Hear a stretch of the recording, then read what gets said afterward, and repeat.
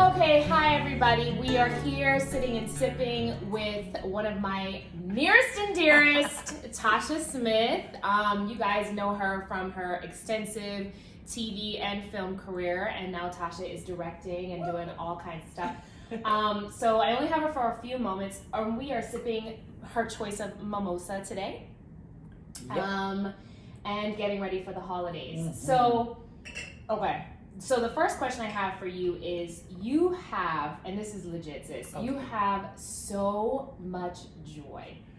When you walk into a room, you light up a room. For you, how are you able to maintain, manifest, spread that joy every time you walk into a room? But anytime I'm like preparing for a message, I always say and pray to God, what is it that you have for me?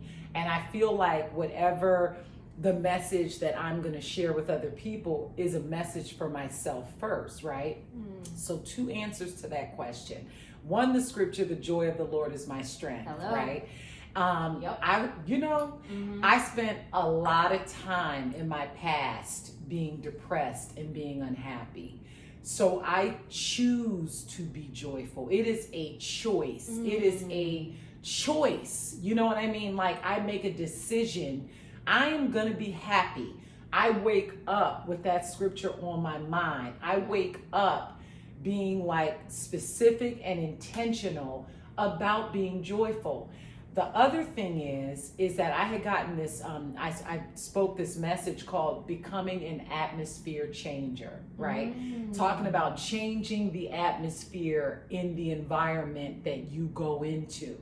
You know, sometimes people might have issues, whether it's at work, you know what I mean? Whether it's with family or whatever relationship, whatever it is, right? We can change the atmosphere in the space that we go into based on us and our attitude. So that's also a choice. Like, I'd rather go into a space and I'd rather like leave that space leaving some joy and some positive energy than for me to ever leave a space and someone says, oh my God, like Tasha left and it got worse. You know what I mean? I want to leave somewhere and they say, wow, that felt good. That's how you make me feel, girl. Yeah, you know, and that's been a practice. Like, who can I affect today? Who can I be a blessing to today? Who can I make happy today? Like, who can I say hello to, give a smile to, give a hug to, you know, give words of encouragement to, you know what I mean? Like, who can I bless? You know what I mean? And I feel like if I can energize joy and happiness in someone else, it's only going to energize it within myself too. Okay, so I have a follow-up question to that then. So what happens, because I know this may happen to some people, it definitely happens to me, but what happens when you have the intention, you wake up, you say, all right, I'm gonna be joyful. You go into a room with family, at work, what have you, right? You go into a room and somebody has that funky energy. Someone said something that threw you off, someone did something that threw you off. How are you able to still maintain that mindset, that attitude, that persona, and not let the funk rub off? It's a choice. Because see, sis, now, mind you, that attitude took practice. Right. For me. Right. You understand what I'm saying? Somebody rubbed me the wrong way. I'm like... No, but sis, I've been known, people that know me out there, because some people sit back saying, Tash, you know you can get down. I know that there's a flip side to my coin. Right. You know what I mean? Everybody. Yes. I know what that flip side looks like. And I joke around sometimes with people. I say, as nice as I am is as nice as I'm not. I love that. Yes. I mean, I joke about it, but it's the truth, you know. Hello. So I would rather, because I've made a lot of mistakes in the past. I've blown off the handle. I've shown my black behind. Right. You know, I mean, I've gotten down. Trust me, it's a few people out there that could say, I've been cussed out by Tasha Smith. Trust me when I tell you, okay? Okay? Trust me when I tell you. I don't like to be that way, because going into that dark space, it takes so much energy and it's hard to shake off sometimes.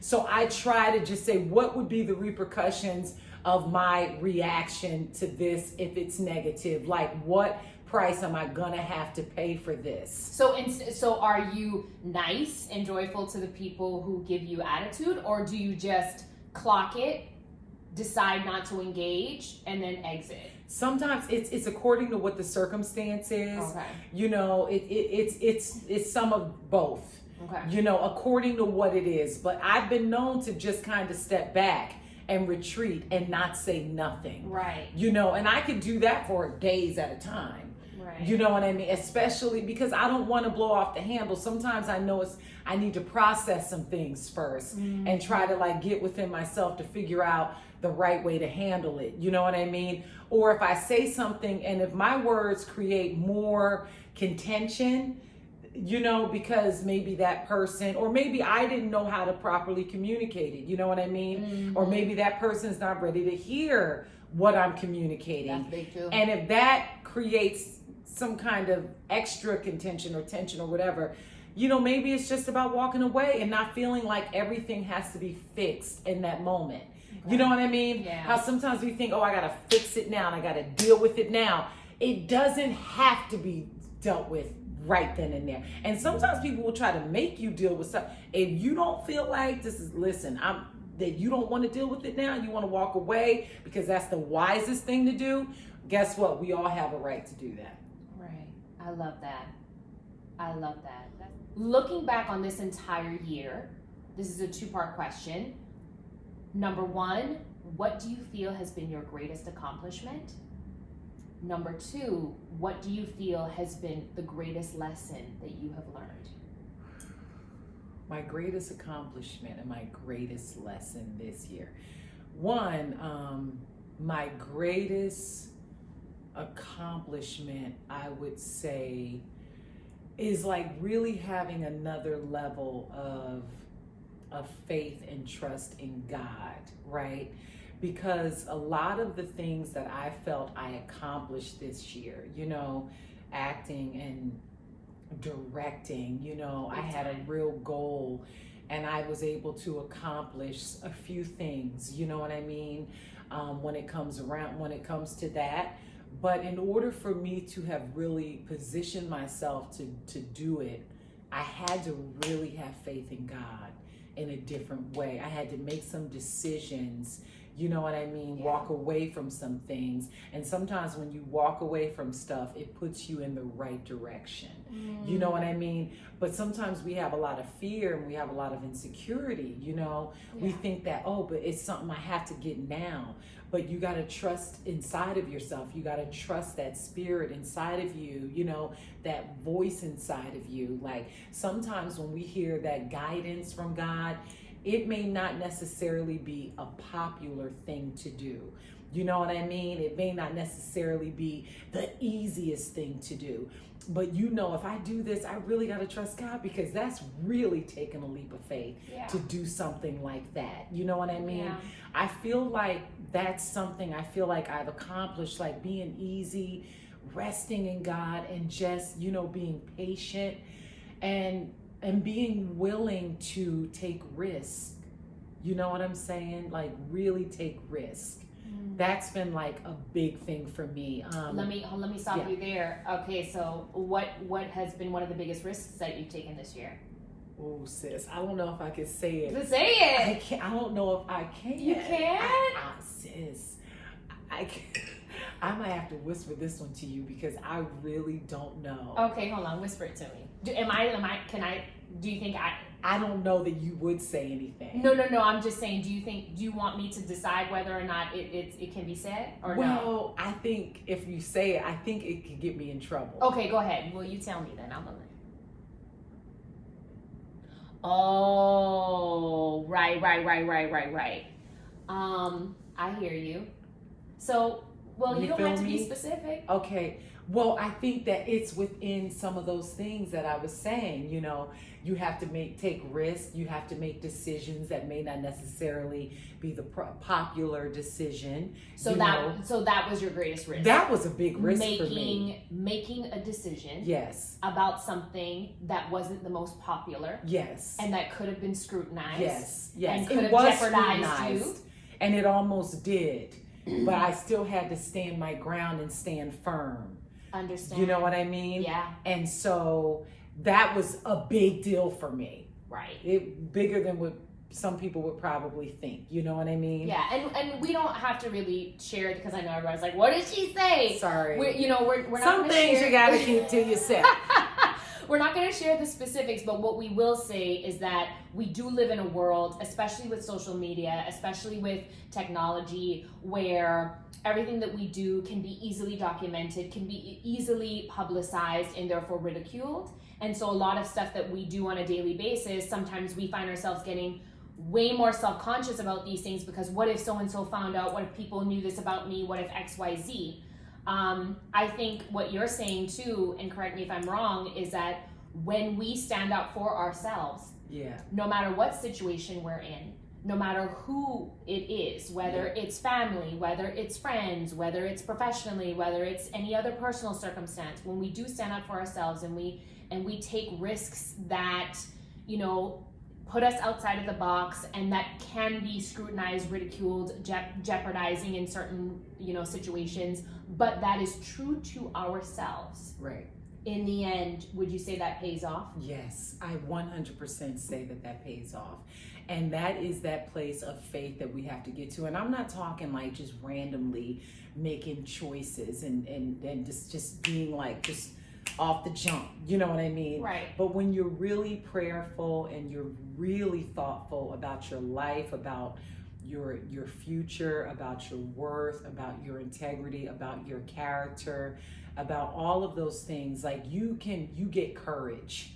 You know what I mean? Like you get courage to do things that you may not have gotten the courage to do. You know what I'm saying? I love that. And so I think that courage takes faith. You know, I think that, but our courage and our faith, I think, are the things that could take us to another level in life. I feel like people that have become extremely successful have been risk takers, you know, may not have necessarily did what the popular people did. They may, the road to success sometimes can feel lonely, can feel scary, can feel like, I can't believe I'm about to jump off this cliff, but I feel like this is what I have to do. Right. You know what I mean? But that's a good place to be in. It's a great journey. That's what life is about. It's about all those experiences. And I feel like every experience that we have is an experience that gets us closer to ourselves, get us closer to God, get us closer to faith. You know what I mean? Yeah. What are you going to learn being locked in a room, refusing to engage with yourself, with people, with your creativity? You know what I mean? Being super safe sometimes. Yeah, no, I mean, I feel like you got to get out there and you got to get in it. Yeah. You know what I mean? Yeah. Like, you know, accomplishing directing this year has been a big accomplishment, you know, because I ended up directing some great shows this year, you know. Tasha directed me. That's how Tasha and I became super close. She directed me in Tales. And one of the best experiences of my artistic life. I can say the same, but no. But like, and you're more than just that, Tasha. You're an artist through and through, but acting has been something that you've been doing. You're a coach. And so it's like, you know, being able to coach, being able to act, and then being able to translate that in the director's seat was huge. Yeah, it's so huge. I mean, teaching acting for 20 years, right?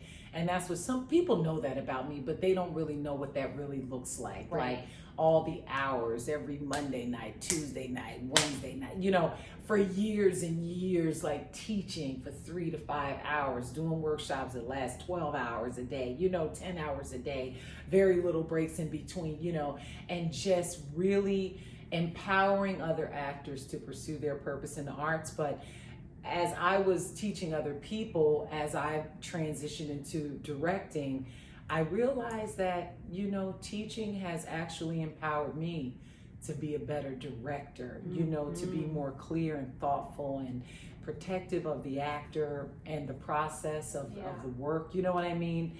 And so to be able to do the thing that was on my dream list this year a few times on shows that I love and respect, that was a huge accomplishment.